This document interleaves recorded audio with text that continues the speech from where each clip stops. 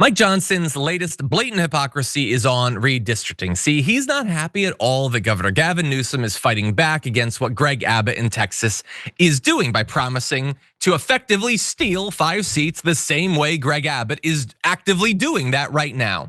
And so Mike Johnson tweeted, Gavin Newsom's latest attempt to disenfranchise millions of California voters was written in the dark of night by the DCCC, more than 2,700 miles away from Sacramento and Washington, which, by the way, Texas only started doing this because they were told by Donald Trump to do it.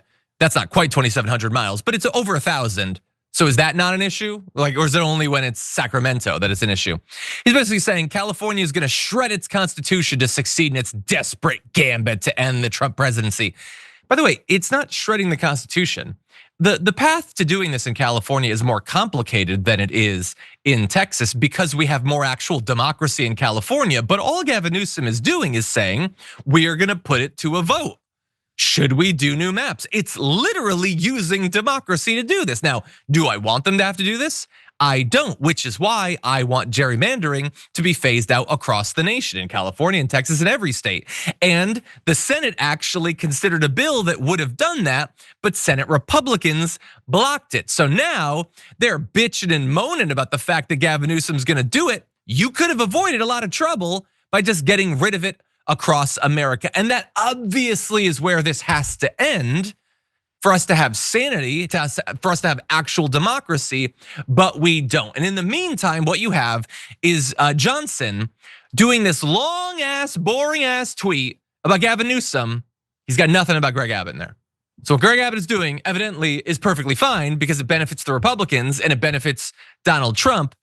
Gavin Newsom doing the exact same thing, that's worthy of him making us watch him bitch on Twitter. What do you think?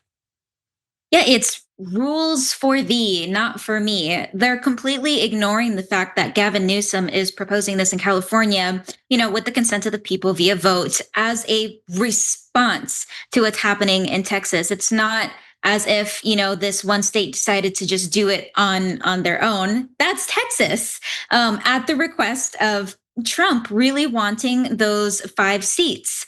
So here's the thing, I'm not Gavin Newsom's biggest fan, but I do appreciate that he is one of the few big figures who is, vocally standing up to Trump. I think that is ultimately a good thing. I think he still has a lot of work to be done. I think we can still pull him even further to the left is my hope, especially because a lot of people are kind of whispering possibly Gavin running for president in 2028. So I think they understand that Gavin Newsom, in their eyes, probably needs to be squashed because he can be a real contender to boot Trump out of office. So I think that's why they're a little extra worried about Gavin.